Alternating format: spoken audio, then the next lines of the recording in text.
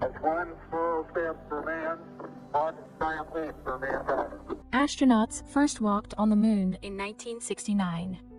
You can see the stars, and if you ask people back then what they thought space missions would look like, now they might be surprised to hear that the last time human beings went to the moon was in 1972. Even though there hasn't been much progress for decades, 2020 went down as the year everything started to change.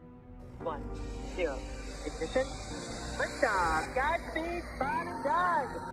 When SpaceX sent NASA astronauts into orbit, it represented more than just a mission to the International Space Station. It meant a private company had built the infrastructure that could one day make space travel possible for everyone. Welcome back to planet Earth. Thanks for flying SpaceX. This day heralds a new age of space exploration. We're gonna go to the moon, we're gonna have a base on the moon, we're gonna send people to Mars, and make life multiplanetary. SpaceX has big ambitions, and it plans to achieve them with Starship.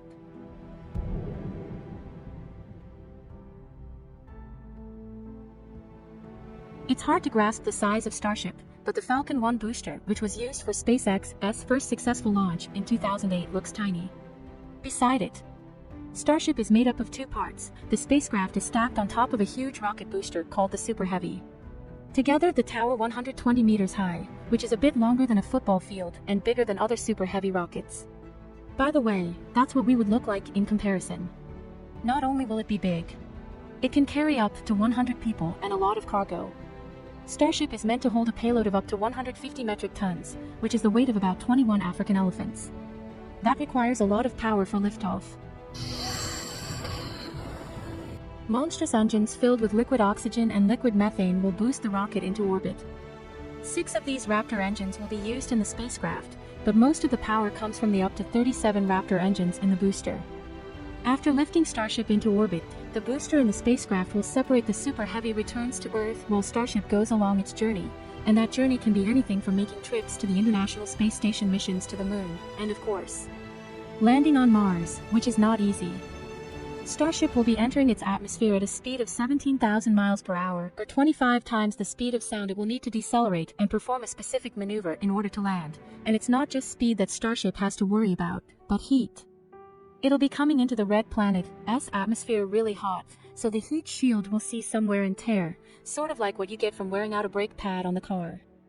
One of the reasons SpaceX switched the material from carbon fiber to steel was to better withstand higher temperatures. It's also cheaper, but even before making the long trip to another planet, Starship needs to refuel an Earth-class orbit. One Starship will meet another one that could have launched from the moon, for example, powered by its own Raptor engines, and then once it reaches Mars it could refuel again there for another trip. But none of SpaceX's ambitions will be possible were it not for the one standout feature of Starship. It is a fully reusable rocket. Never has that existed before. The Falcon 9 was the stepping stone, as SpaceX frequently reflew parts of that rocket, but the company's plan from the beginning was to build an entirely reusable one. You can imagine that if planes were not reusable, very few people would fly. The spacecraft will land in a way that might attract some crowds.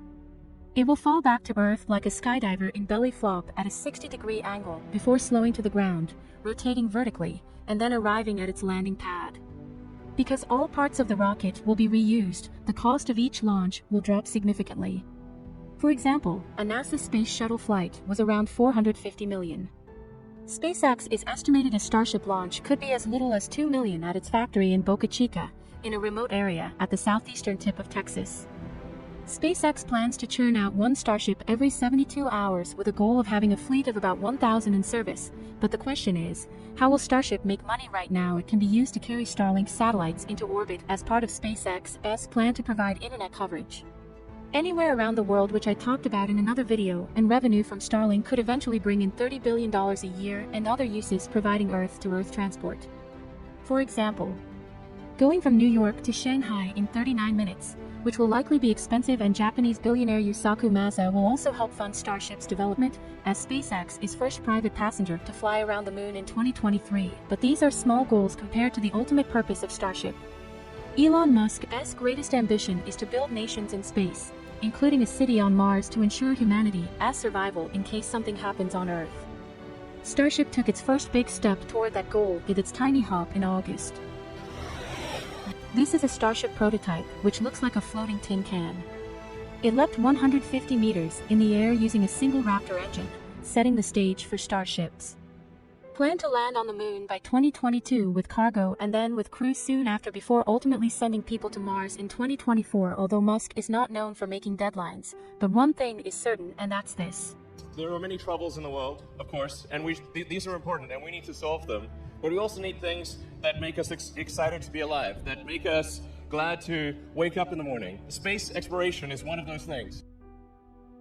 So if you ask people in 1969 what space travel might look like today, even though they might be surprised that progress has been stagnant for decades, SpaceX appears to be changing the game.